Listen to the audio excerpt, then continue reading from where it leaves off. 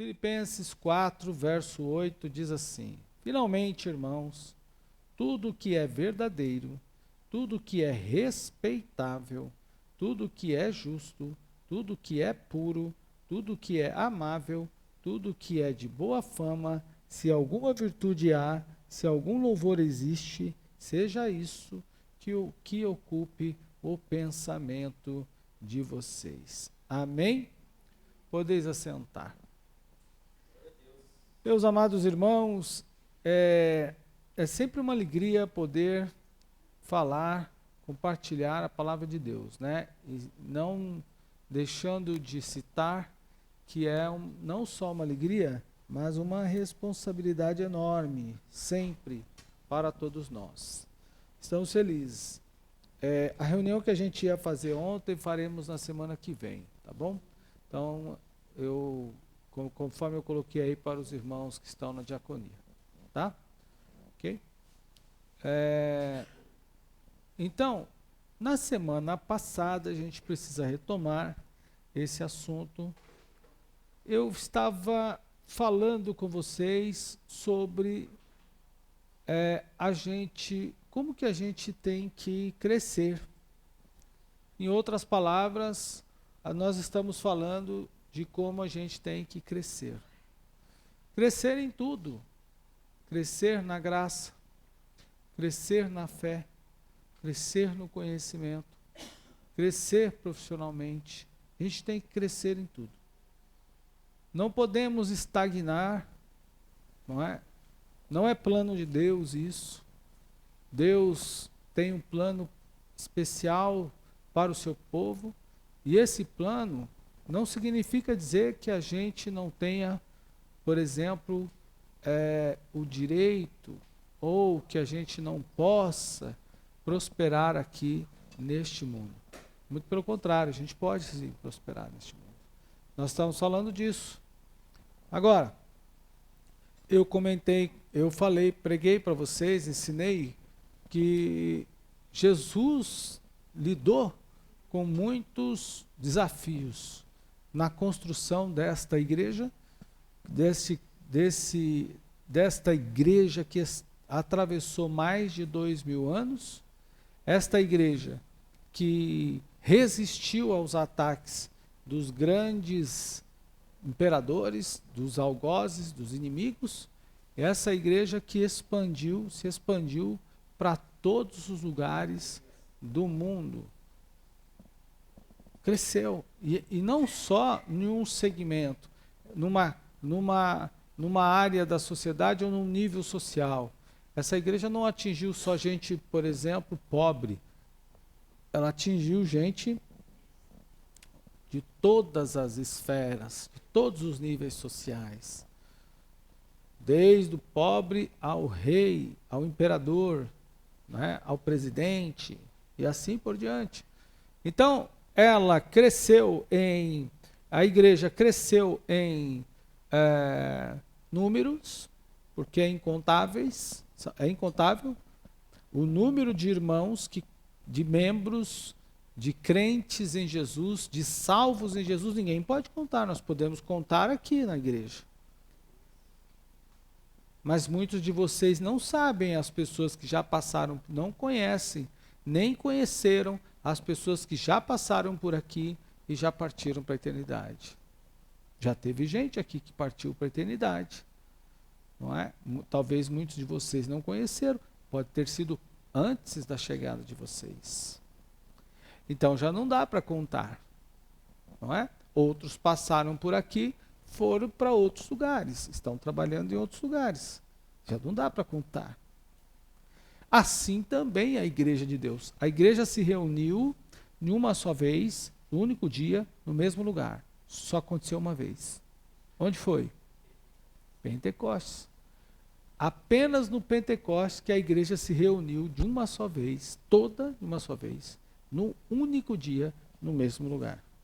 De lá para cá, nunca mais aconteceu da igreja se reunir desta forma. Porque ela passou a crescer, como eu já disse, atingindo números especiais, incontáveis, incalculáveis, atravessando distâncias, barreiras, épocas, não é?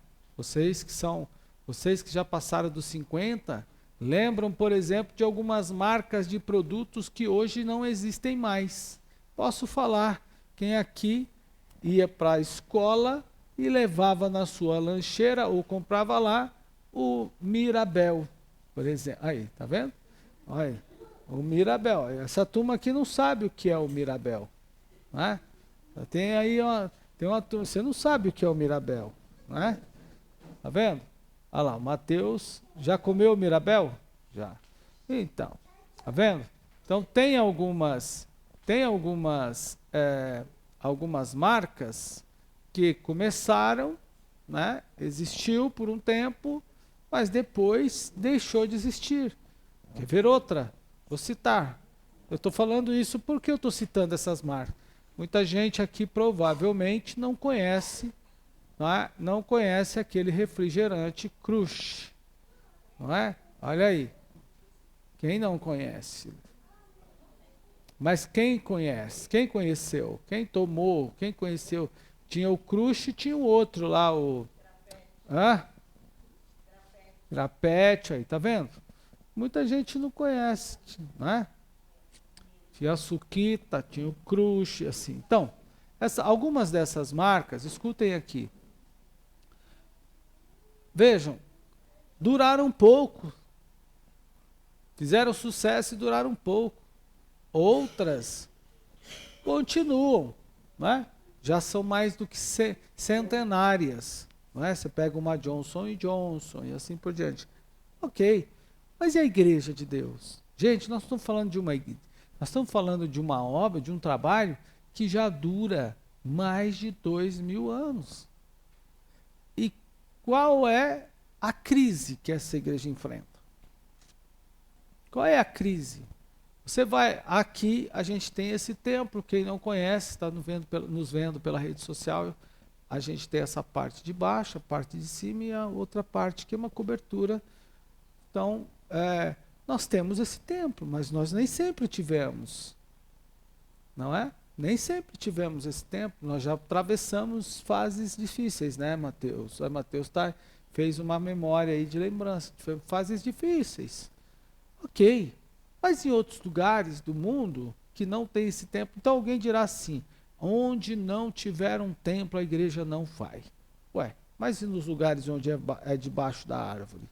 Nós estamos em contato com o missionário que eu tive uma entrevista com ele, recomendo vocês acessarem lá no canal do YouTube, vocês verem a entrevista que eu fiz com ele, na região do Pantanal.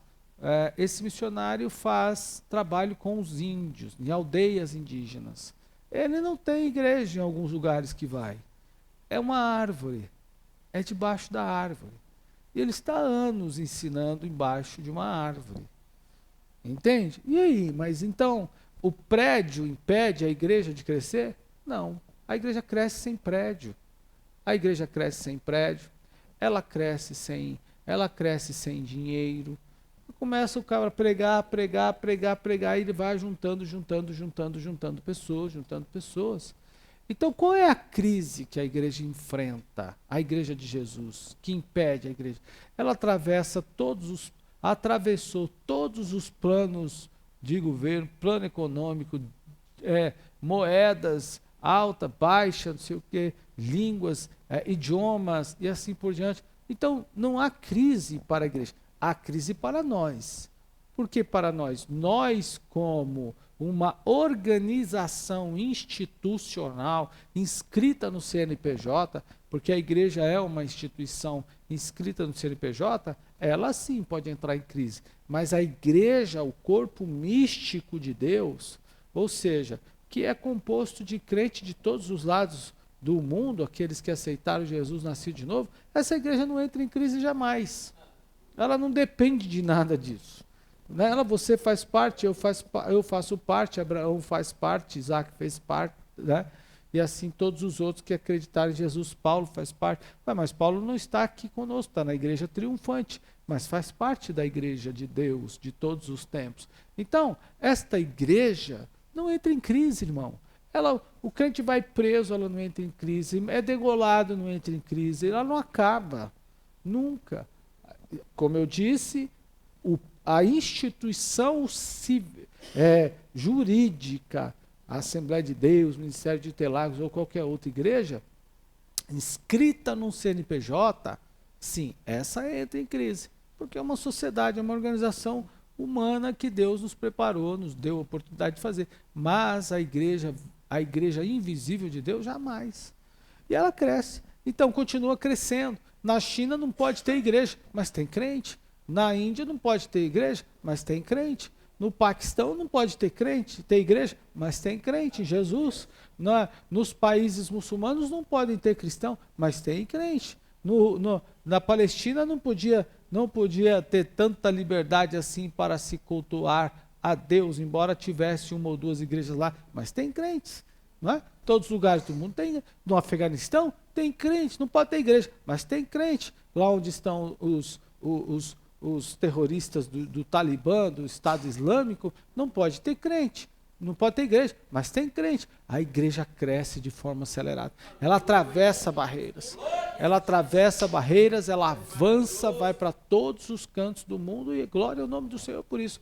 Então eu pergunto aos irmãos, não é? Ela não atravessou todos esses tempos, as esferas, essas condições, países, mundo, épocas, estações, crise, terremoto, maremoto, sol, chuva, governadores, imperadores e tudo mais, não é? E alcançou um número incontável de pessoas, não é? Gente de todos os níveis sociais que se pode pensar, desde aquele que está na rua, morando em situação de rua, como aquele que está nos altos escalões, por exemplo, da sociedade, ocupando as posições mais altas de uma sociedade. A igreja alcança a todos, com uma só mensagem: Jesus Cristo salva o pecador. É uma só mensagem. Ok, então, de que modo foi que isso? Vejam se isso não é, irmãos, para a gente parar, pensar e falar assim, bom, o que Jesus fez. E é interessante que as pessoas ainda dizem, há ainda quem diz que Jesus, que igreja é coisa do passado. Há ainda quem tenta dizer que a igreja é coisa do passado. Não, a igreja é muito atual. A mensagem de Cristo é absolutamente atual, de maneira que a gente não pode sequer pensar em desatualizar. Somos mais atualizados que você pode imaginar, praticando a leitura diária da palavra de Deus. A constante leitura da palavra de Deus nos coloca, irmãos, sem dúvida nenhuma, muito mais próximo, nos faz ser muito mais atuais do que o que você puder, do que você é capaz de imaginar. Então, esta igreja tem uma mensagem atual. Esta igreja alcança todos os cantos da terra, todas as posições que você pode imaginar. Esta igreja atravessa todas as barreiras que você jamais pensou. Então é esta igreja, este fundador, este engenheiro, este empreendedor, este homem, a gente tem que olhar para ele e falar, pera, o que ele fez? Porque eu muitas vezes não consigo continuar. Eu tenho dificuldade de manter o meu ânimo hoje. Eu tenho dificuldade de manter a minha fé, o meu pique amanhã. Eu hoje estou animado com o trabalho que eu comecei, mas amanhã eu já não estou mais. Então eu preciso olhar para Jesus. Eu preciso olhar como que ele fez. O que ele fez? O que ele fez? Como ele fez? Ele é o modelo. Amém? Jesus é o modelo, ninguém pode esquecer isso. E na semana passada, eu falei um pouquinho com vocês sobre isso, sobre essa questão. E a primeira coisa que vamos falar hoje é que a Bíblia nos recomenda, em primeiro lugar, a pensar. Repita comigo, a Bíblia me orienta a pensar. As pessoas dizem que o evangelho impede a gente de pensar. Que nós não podemos pensar. Não foi isso que lemos no texto bíblico. Vamos pensar, vamos olhar o texto que lemos e dar uma contemplada nele. Vejam só. Olha, ele diz assim: finalmente, tudo que é verdadeiro, verdadeiro. Tudo que é respeitável, 2. Tudo que é justo, 3. Tudo que é puro, 4. Tudo que é amável, 5. Tudo que é de boa fama, 6. Tudo que é, se há alguma virtude, 7. Se há algum louvor, 8. Seja isso que ocupe o vosso pensamento. No mínimo, eu tenho 7 situações pelas quais eu devo ocupar o meu pensamento constantemente. São 7 dias na semana. Eu posso ocupar o meu pensamento cada dia com algo sobre isso. Hoje posso pensar no que é justo, amanhã eu posso pensar no que é amável, depois eu posso pensar no que é de boa fama, depois eu posso pensar no que é, no que é verdadeiro, depois eu posso pensar no que é respeitável, depois no que é justo, no que é puro e assim por diante. O apóstolo Paulo nos mostra aqui, nessa epístola, que o nosso pensamento precisa ser direcionado. A gente tem que direcionar o pensamento. Não sei se Paulo era psicólogo, mas pelo menos ele direciona o pensamento do cristão. E ele disse assim: seja isso que ocupe o vosso pensamento. Quando ele diz assim, ocupe o vosso pensamento, não dá margem para outra coisa. Quando banheiro ocupado, box ocupado, tudo que está ocupado, ninguém mais consegue. Uma casa ocupada, tem uma casa para alugar, está ocupada, não dá. Você vai experimentar uma roupa, o Natal está chegando, a mulherada que gosta de comprar uma roupa nova, vai lá na loja, tem o provador, está ocupado. Está apertado, vai correndo para o banheiro e chega lá, está ocupado, não dá para usar. Então tudo que está ocupado não cabe mais ninguém, não dá para usar mais nada. Paulo está dizendo o seguinte: não pode haver na sua mente nada, nenhuma brecha que você, para que qualquer coisa que não, qualquer situação que não edifique o seu pensamento, que não edifique, ocupe o seu pensamento. Então não pode ter. Se não pode, você precisa ocupar o pensamento. Ocupar o pensamento. O crente pensar. Pensar, alguém diz que pensar não é de Deus. A gente não pode pensar, porque se pensar tira a espiritualidade, já não é mais de Deus. Não está isso na Bíblia. Deus usa o nosso pensamento. Deus usa o nosso pensamento. A gente pode pensar. Devemos pensar. Devemos sim pensar, que o texto está dizendo exatamente isso. Então, Jesus orienta o cristão a pensar, planejar e organizar. São 3 coisas iniciais. Primeiro, irmão, em primeiro lugar, devemos pensar que Jesus está falando, no caso do texto que eu li na semana passada, ele estava falando de uma edificação. Quem não senta primeiro e pensa que vai construir, primeiro não senta, foco, pensar se vai conseguir construir. Precisa pensar. Até precisa parar, precisa pensar. Como é que você vai resolver uma situação? Você precisa parar e precisa pensar. Muito bem. Então, como que a gente... Então, primeiro ponto, Jesus fala, nesse caso que li a semana passada do texto, a gente precisa sentar, parar e pensar. E aí, também compartilhei com vocês que um certo escritor chamado Bob Brainer, em 1997, contou o seguinte, escreveu no livro, que Jesus foi o maior estrategista, o maior pensador, a pessoa mais eficiente em tudo que fez em toda a história. Ninguém conseguiu fazer absolutamente nada do que ele fez. E como ele fez. Mas, apesar de muita gente não acreditar em Jesus, ele é a inspiração para até aqueles que não acreditam nele. Há pessoas que não acreditam em Jesus no relação à salvação, mas o seguem porque ele foi extremamente estrategista. Entende o que eu quis dizer?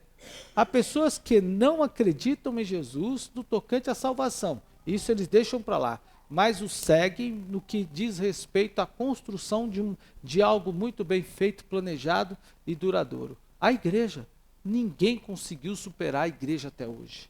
A igreja é o maior de todos os empreendimentos da história. Como eu já coloquei para vocês aqui. Então ele coloca nesse ponto. Por quê? Porque já se passaram tudo isso que eu falei para vocês. Em outras palavras, o que Jesus nos ensina é que não podemos iniciar absolutamente nada sem primeiro pensar. A gente tem que sentar, a gente tem que pensar. E aí a gente precisa, em segundo passo, planejar. Como é que eu vou fazer isso daqui? Entende? Como é que a gente vai fazer? E eu compartilhei isso com vocês. Em outra palavra, não é possível realizar qualquer ação sem primeiro tomar tempo. Você quer ser um cantor? Olhe para mim. Você precisa tomar tempo com estudo da música, com canto. Não tem como não ser. Quer ser um pregador? Tem que tomar tempo. Não tem como não tomar tempo com a pregação. Quer ser um professor na escola dominical? Tem que tomar tempo com o assunto, irmão. Não tem como. Não existe outra forma. Se você não tomar tempo, você é um cantor, e não tomar tempo com a música, como assim, pastor? Tem que estudar música, tem que estudar canto, tem que estudar canto solo, tem que estudar conjunto, tem que estudar tudo que você tem que imaginar. Você vai cantar desafinado, você vai cantar mal. E aí você vai dizer assim, alguém vai dizer assim, é para Deus. Não, não é para Deus. Deus não merece isso aí. Deus não merece a gente cantar desafinado. A gente tem que trabalhar duro para isso. Da mesma forma, também o pregador. Já pensou o pregador que chega aqui o tempo todo e fala, irmão, eu nem sei o que eu vou pregar, estou aqui dependendo do Espírito Santo. Aí na semana que vem, ele vem de novo, você vem, você enfrentou o trem lotado, não é? Os irmãos que foram para o trabalho externo, né? Enfrentaram o trem lotado, o ônibus lotado, atrasado, gente mal educada, de todo tipo de situação. Você enfrentou tudo isso, não é? Aí você vem para a igreja, chega em casa correndo, os irmãos, as irmãs, em muitas situações as irmãs ainda vão fazer alimento, vão fazer a marmita do outro dia, vão fazer a comida, arrumar a casa, aquela coisa arada toda. Ok. Aí você fala assim, não, eu vou para a igreja porque Deus vai usar o pregador da noite e ele vai falar comigo sobre uma situação. Aí chega aqui na igreja, o pregador diz assim, ou o pastor, ou quem o pastor escalou para pregar, diz assim, não tenho mensagem, irmão. Eu nem sabia o que eu ia falar até agora. A semana que vem você vem outra vez e o pregador fala a mesma coisa. Na outra semana você vem de novo e ele fala, irmão, eu não sabia o que ia pregar. Espera aí. Então é melhor, você vai falar assim, na próxima semana você vai falar assim, como ele não sabe o que vai pregar, então é melhor nem ir. É o mesmo que você ir para o hospital e o médico falar para você, eu nem sei o que vou te medicar. Aí você vai na outra vez e ele diz, eu nem sei o que eu vou falar. Aí outra vez você vai, nem sei o que eu vou te dar de remédio. Quando é que você vai voltar nesse médico? Hã? Não é? Então você não vai voltar ao médico. Assim é o pregador que não toma tempo com a pregação, com a palavra de Deus. Não é com a pregação, é com a palavra de Deus. Não é com a... E aí, irmão, da mesma forma, aqueles que trabalham em outros setores, não é? Aqueles que trabalham em outros setores também. Ai, Mancida, hoje quebrou meu pacto da tecnologia, tá vendo? Eu disse que hoje eu estava todo tecnológico, não é? Aí a Mancida me quebrou na tecnologia, agora eu vou voltar pro manual, né? Analógico.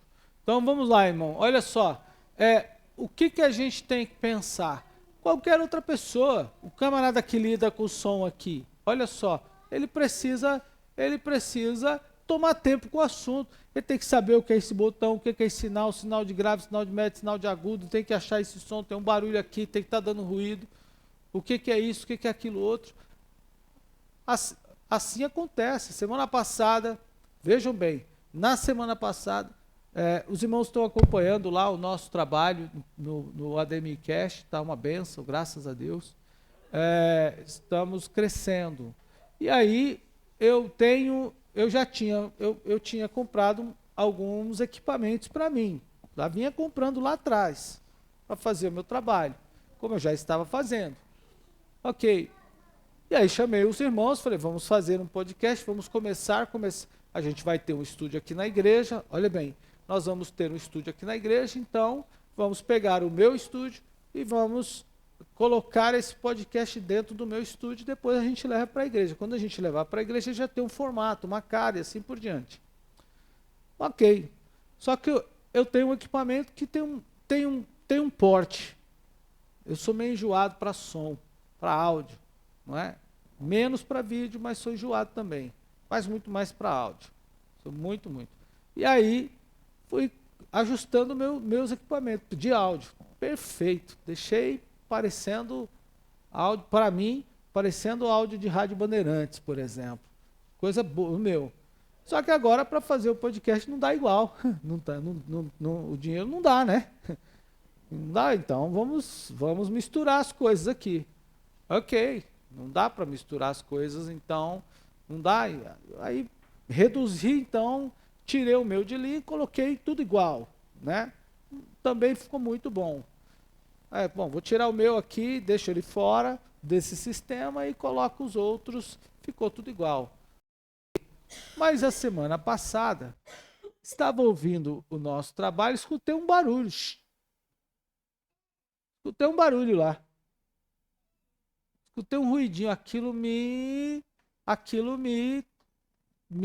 ué, peraí.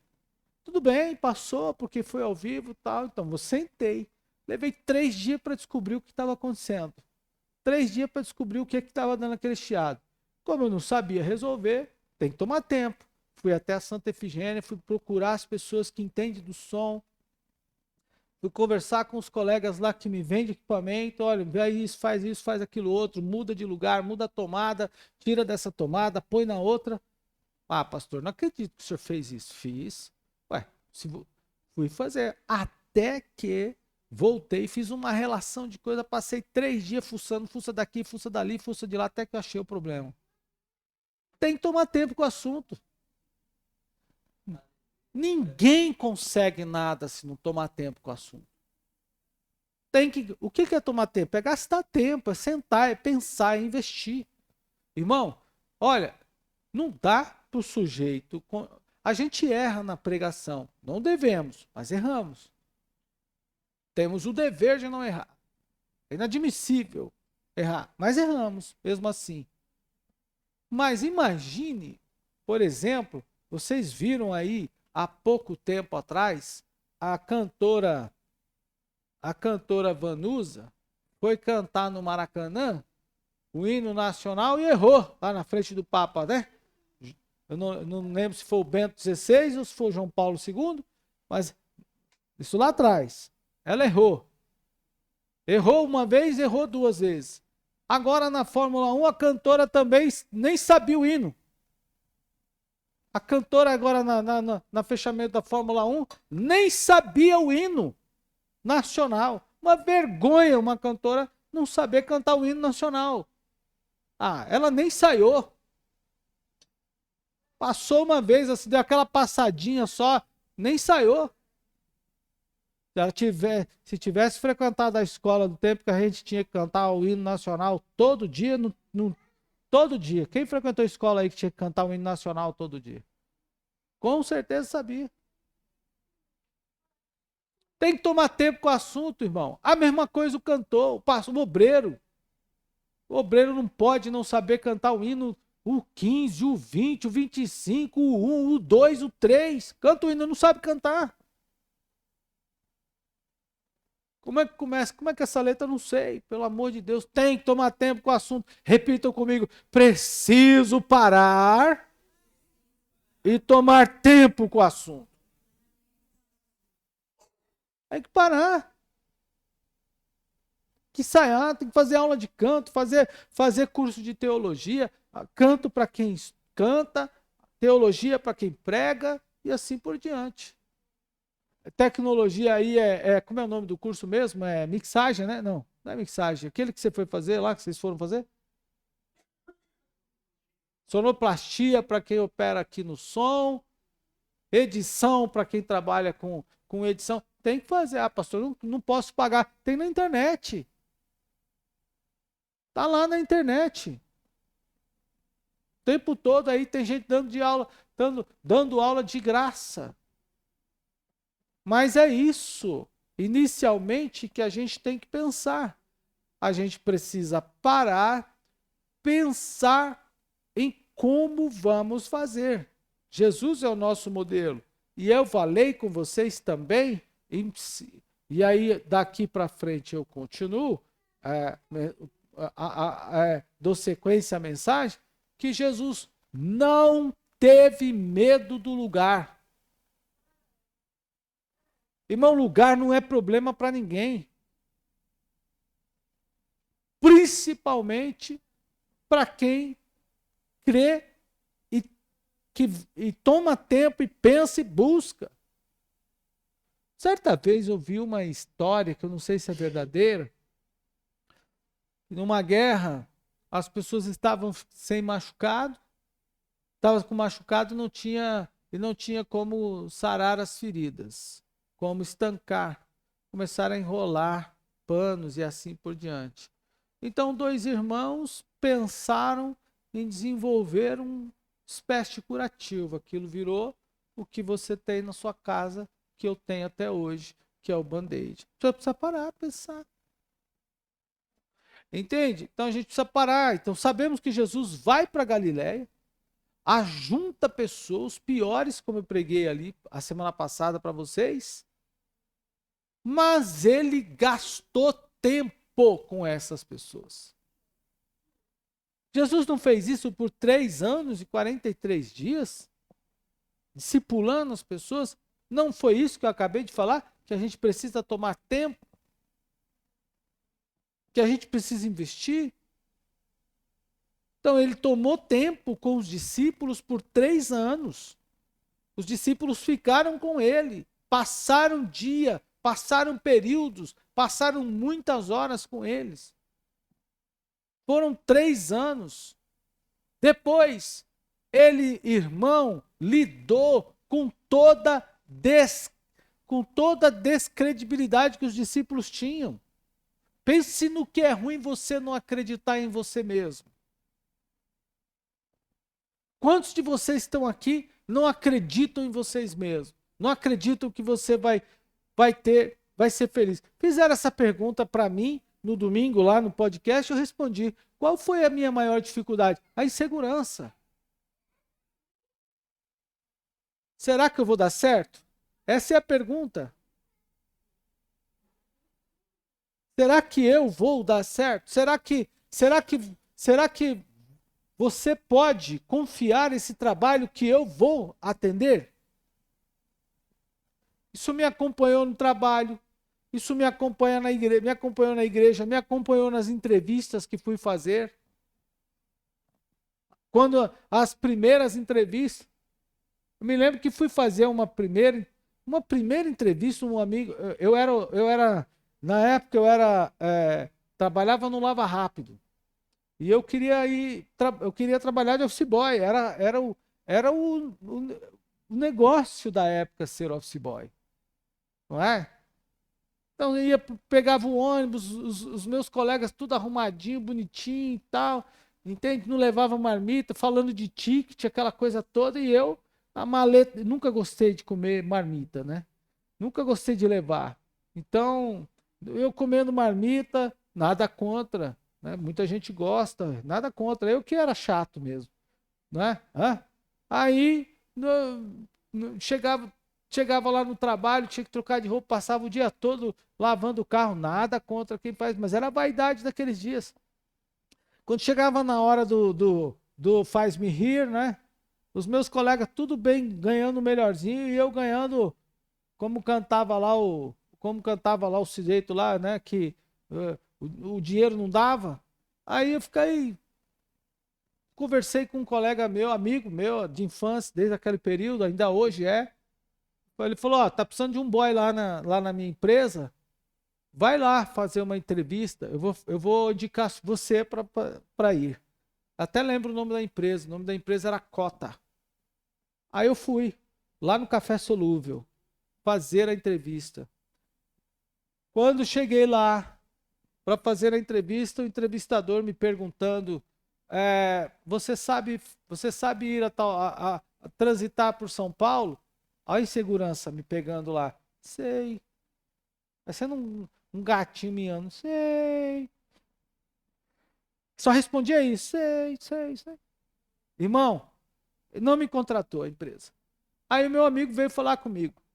Ele falou, Marquinho, que negócio foi aquele lá? Que a mulher tá até agora tirando sarro de você. Ela falou para quando eu indicar uma outra pessoa, indicar uma pessoa com segurança. Você chegou lá todo seguro? Aí eu fui fazer uma outra entrevista. Fui fazer uma outra, depois daquele sacode que o meu amigo me deu, fui fazer uma outra entrevista depois de vários dias, lá em Santo Amaro, para um advogado, escritório de advocacia. Aí eu cheguei lá, o sujeito falou: você sabe transitar por São Paulo? Eu falei: sim. Com aquela segurança. Aí ele, dali mesmo, ele estava precisando, falou: então tá bom, vou te contratar. Me deu uma pacoteira de envelope, pelo menos uns 6 ou 7. Ali. 6 ou 7. Falou: ó, então vou fazer o seguinte: vou fazer o seu roteiro. Aí fez o roteiro, tal, Ipiranga, não sei o que, tá. Irmão, eu saí. Pensa. Quando entrei no primeiro ônibus, desci lá no ponto onde tinha que descer para ir para o segundo ônibus, e agora? Não sabia nem para onde eu estava. Eu fiz o serviço, liguei, fiz o que precisava, tinha ligado para o sujeito para ele me ajudar. Quando chegou, ele falou: cara, sinceramente, não dá para ficar com você não. Fui contratado no mesmo dia e demitido no mesmo dia. Mas já melhorei, né? Porque o primeiro nem fui. Não é? O primeiro nem fui contratado.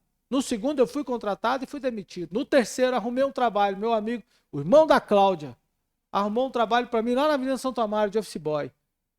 Todo feliz, trabalhado no sábado. Tô saindo do emprego, pum, sou atropelado na Avenida Santo Amaro. Tem um buraco, tem um galo aqui até hoje, na cabeça.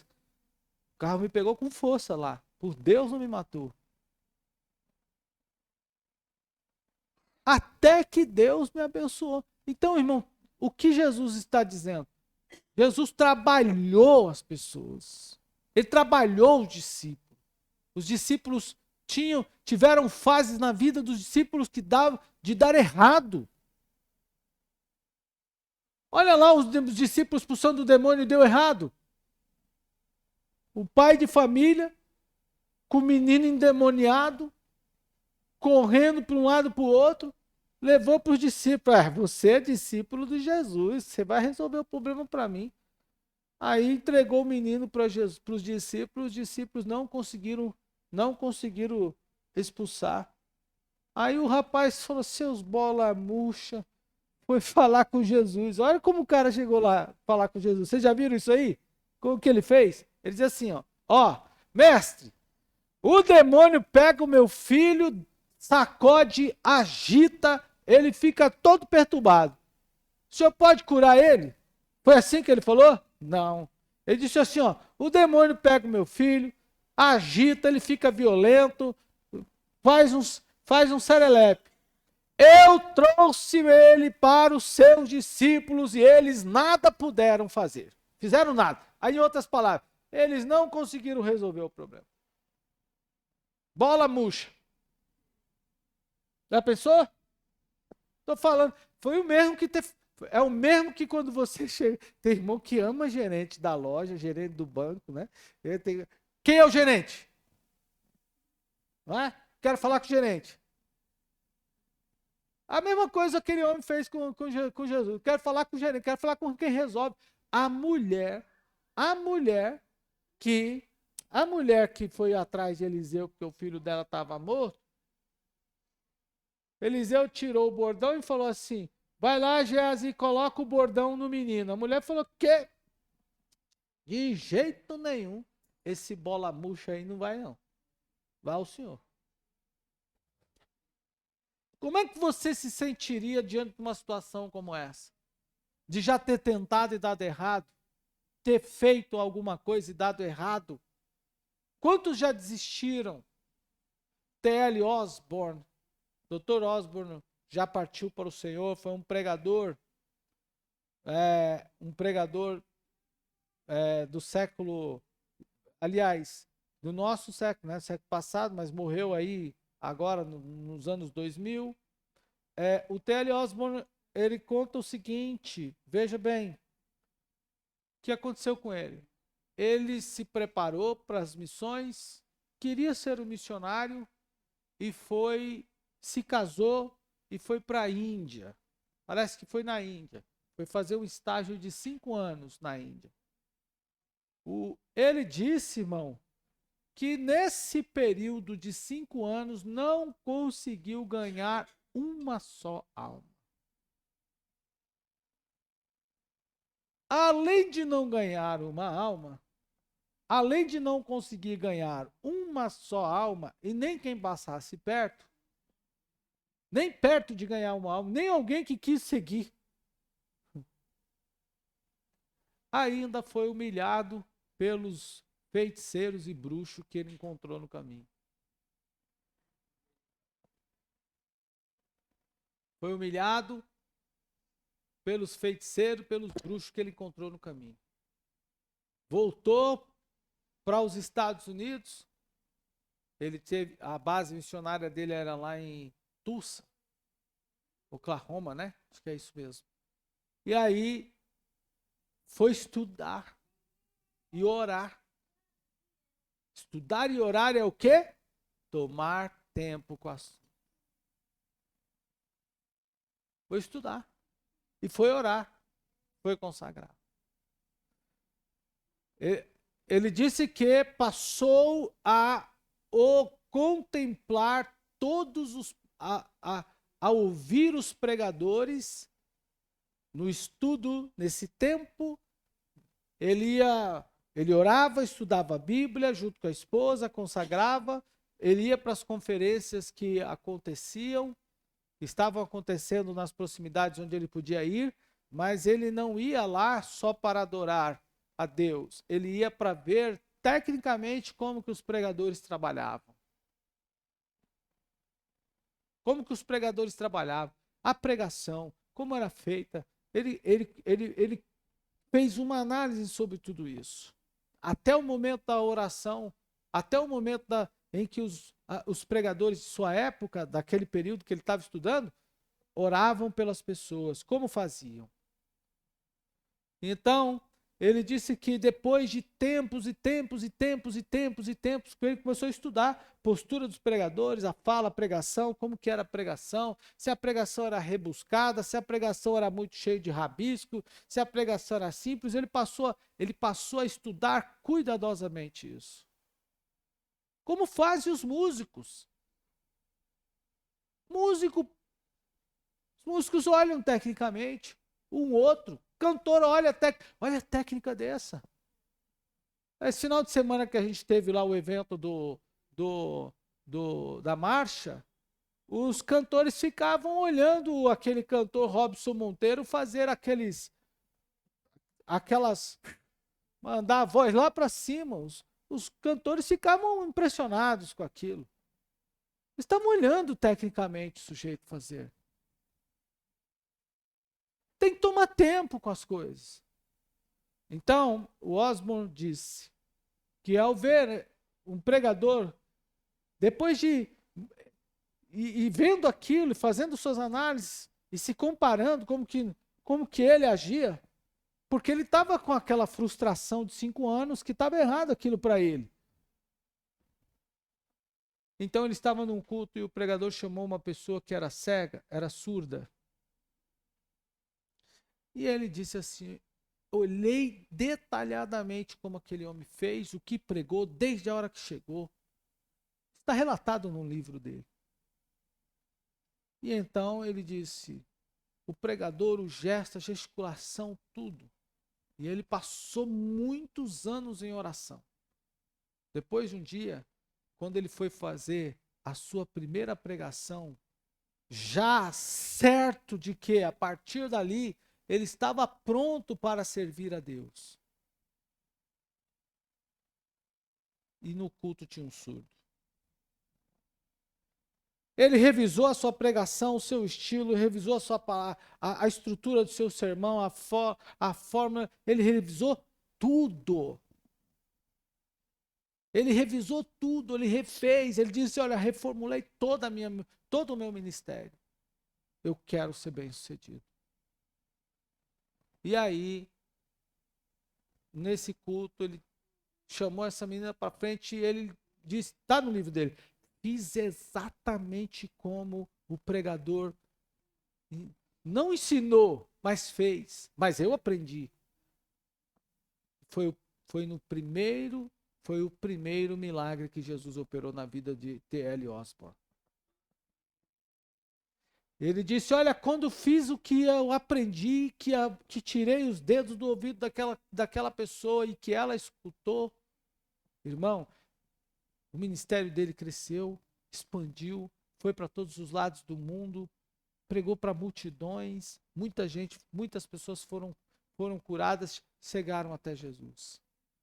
Precisamos tomar tempo.